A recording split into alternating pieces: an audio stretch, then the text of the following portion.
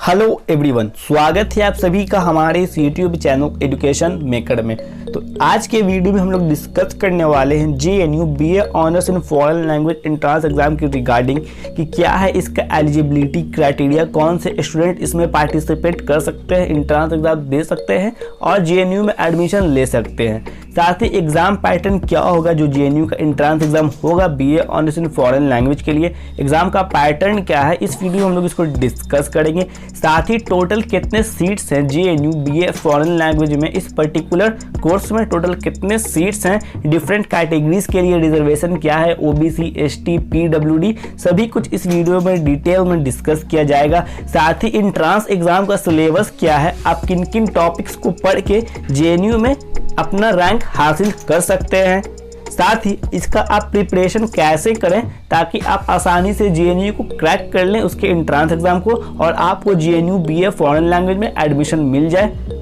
तो इस वीडियो में हम लोग इसी को डिटेल में डिस्कस करने वाले हैं, डिटेल में एनालाइज करने वाले हैं। अगर आप एक JNU एस्पिरेंट्स हैं, JNU में एडमिशन लेना चाहते हैं, JNU का एंट्रेंस एग्जाम देना चाहते हैं, तो ये वीडियो आपके लिए ही है। वीडियो काफ़ी इन्फॉर्मेटिव होगा, तो वीडियो को बिना स्किप के पूरा देखें। चैनल पर नए हैं तो चैनल को अभी सब्सक्राइब कर ले इसी तरह की वीडियो सबसे पहले देखने के लिए। तो चलिए आज के वीडियो को हम लोग स्टार्ट करते हैं।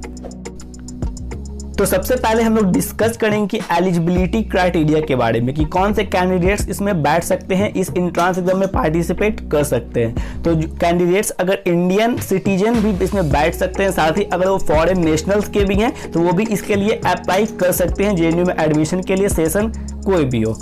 ठीक है, तो इस बात को आप ध्यान में रखें। अगर एज क्राइटेरिया देखा जाए तो मिनिमम एज लिमिट यहाँ पे दिया गया है 17 ईयर्स। अगर आप JNU में अप्लाई करते हैं तो मिनिमम आपका एज 70 ईयर्स होना चाहिए at the time of admission. उस टाइम तक आपका 17 साल कंप्लीट होना चाहिए। अगर नहीं होता है तब आप इसके लिए एलिजिबल नहीं है, आप इसमें अप्लाई नहीं कर सकते हैं। और अगर अपर एज लिमिट देखा जाए तो there is no any upper age limit.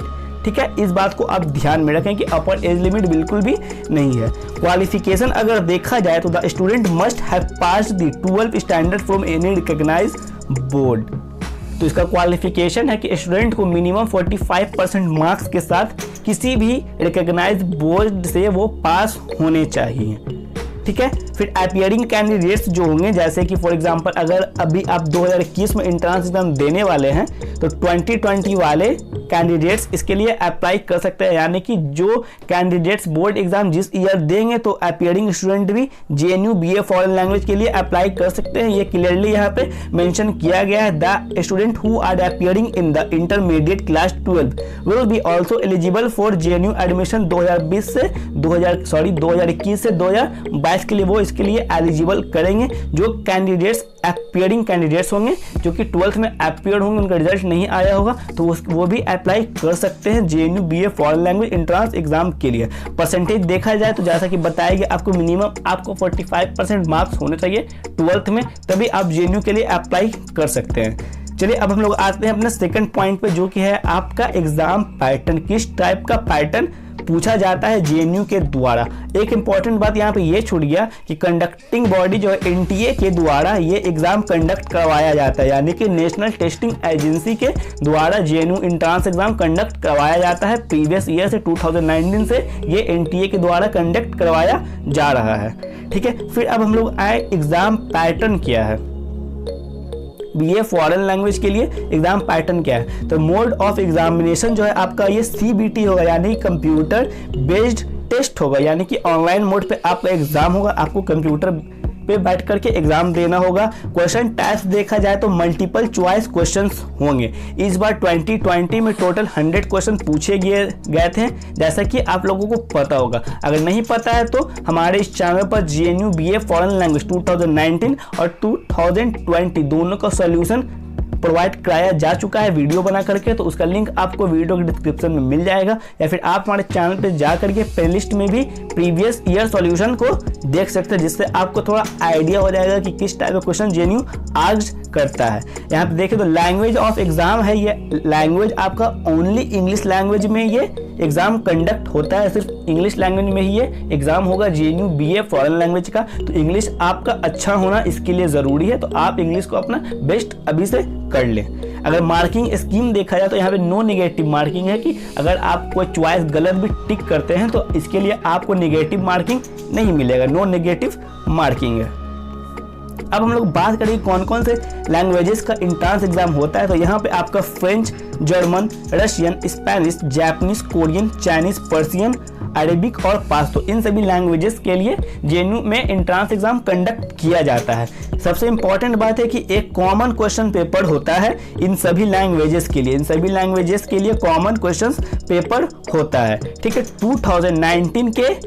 2019 में और 19 के पहले इन सभी के लिए अलग क्वेश्चंस पेपर होते थे। अगर आप फ्रेंच, जर्मन या रशियन या स्पेनिश का प्रिपरेशन करते थे तो आपको सिर्फ क्लस्टर 1 के अंतर्गत जो लैंग्वेजेस आते हैं सिर्फ इन्हीं के बारे में पढ़ना होता था, बाकी रीजनिंग, इंग्लिश वगैरह पढ़ने होते थे। और क्लस्टर 2 का अगर आप प्रिपरेशन करते थे जिसमें आपको जापानीज, कोरियन, चाइनीज आता था तो इसके लिए आपको इन सभी को पढ़ना होता था क्लस्टर 2 के लिए।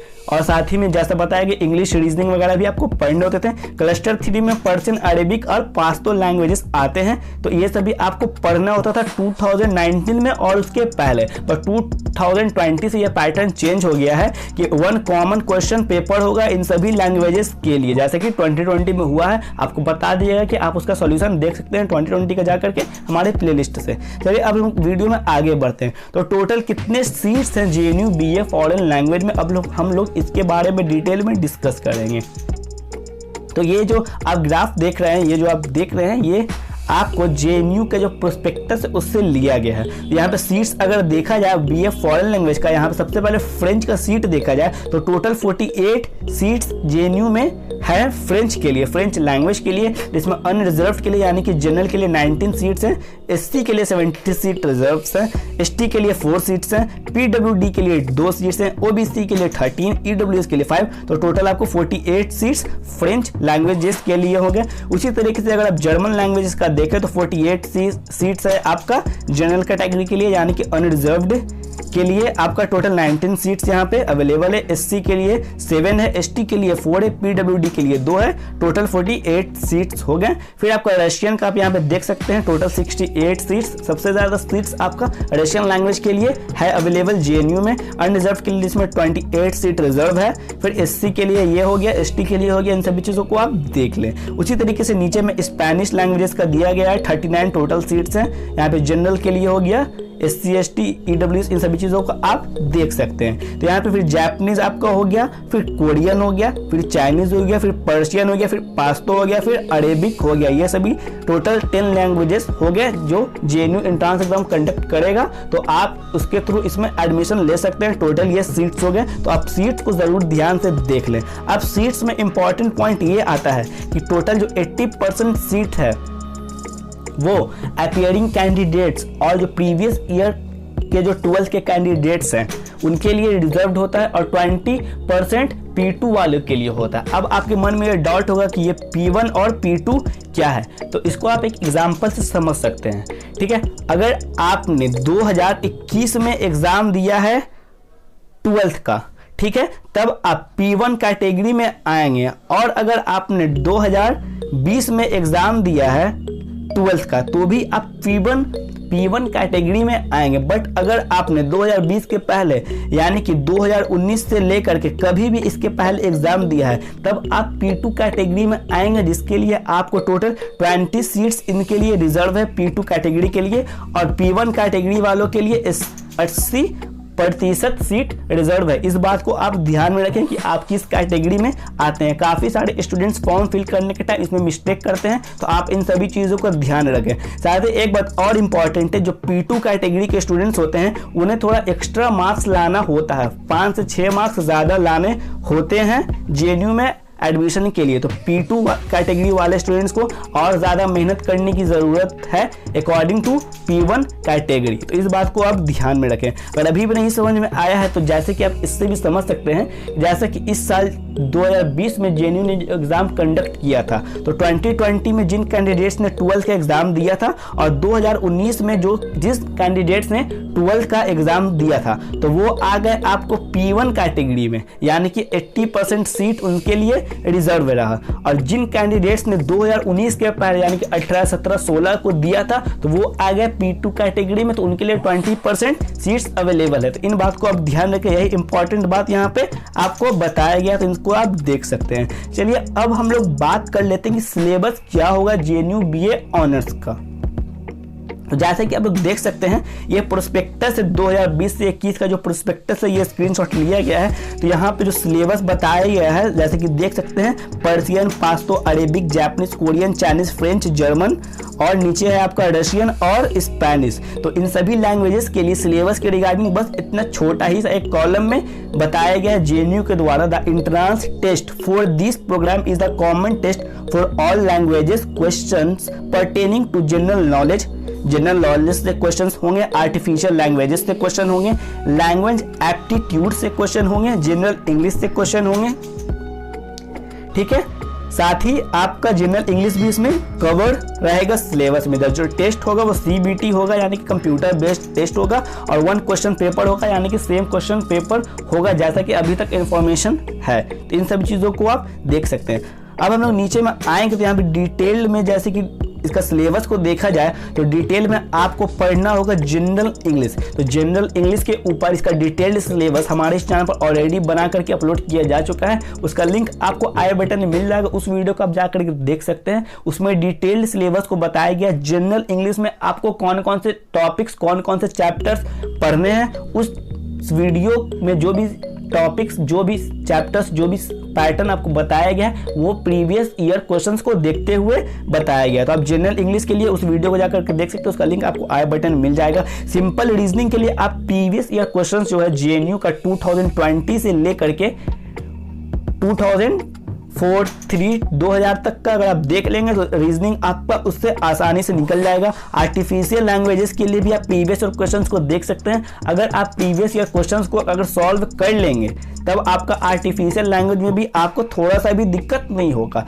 जनरल नॉलेज की बात करें तो आपको इन सभी टोटल जो 10 कंट्रीज हैं जिनमें आपको यूरोपियन कंट्री हो गया, फिर आपको मिडल ईस्टर्न कंट्री हो गया जिसमें सऊदी अरेबिया, ईरान, अफगानिस्तान, इन सभी कंट्रीज के बारे में आपको पढ़ना होगा। और आपका यूरोपियन कंट्री में हो गया फ्रांस, रशिया, स्पेन, जर्मनी, इन सभी कंट्रीज के बारे में आपको पढ़ना होगा जिसके ऊपर हमारे इस चैनल पर ऑलरेडी वीडियो बना करके अपलोड किया जा चुका है। तो आप चाहें तो उस वीडियो को जा करके देख सकते हैं, वो आपके लिए काफी हेल्पफुल होगा।